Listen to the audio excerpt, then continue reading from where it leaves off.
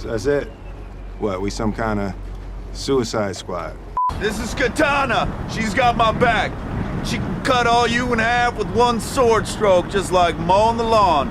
The sun grows the food, the ants pick the food, the grasshoppers eat the food. So Rebel Moon was a chaotic mess.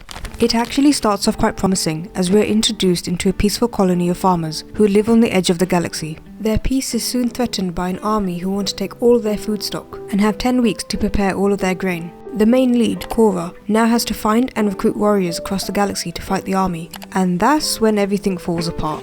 I really struggled to follow the story as there were just so many characters and so many planets. I really thought that I missed some of the plot just because it jumped around so much. It just didn't make sense and I really struggled to get through it. There were so many times I distracted myself with my phone as it just really wasn't interesting. I also found myself really not caring about this movie. The characters were really not memorable and I even had to search up their names again. Some of the dialogue lines were performed really flat, which was really disappointing. Cora.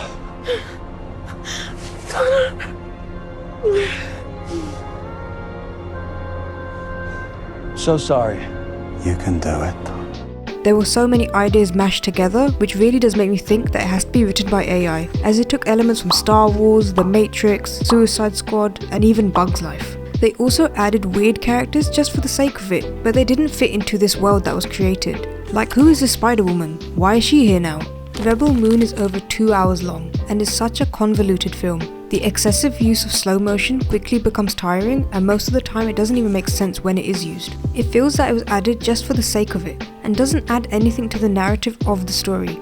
All it does do is inflate the runtime, to be honest. Take this scene here. The slow motion effect is used midway in this jumping scene and then returns to normal speed. It just looks jarring and doesn't flow right. Slow motion shots lose their effectiveness when it's constantly used with no real purpose. If you compare it to something like The Matrix, the slow-mo is used to emphasize the character's power and skill in battle. It has been carefully added to enhance this iconic scene, whereas Rebel Moon carelessly adds this effect and runs with it. There is so much exposition and flashback scenes to fill in the backstory for the main character, Cora. It just felt too convenient as it happened every time there was a spare moment after a battle scene. It really felt forced and jam-packed the story. Why not leave something to the imagination and focus on just a few storylines? Batman vs Superman literally had the same issue when they tried to fill in so much story for Ben Affleck's Batman. It just doesn't work. What else annoyed me was the overused angelic music track. It tries to force you to care about what's happening on screen, but it just annoyed me, to be honest. Zack Snyder really loves to overuse the same soundtrack again and again. It literally reminded me of Justice League whenever Wonder Woman came on screen. This film is clearly a Star Wars ripoff without any of the charm or personality. Rebel Moon is really a whole bunch of nothing. I really didn't enjoy it and it didn't give me much hope for part 2. If I had to summarize this whole movie experience, it would be with this gif.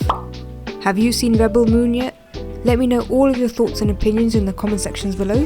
Thank you for watching and see you on the next one.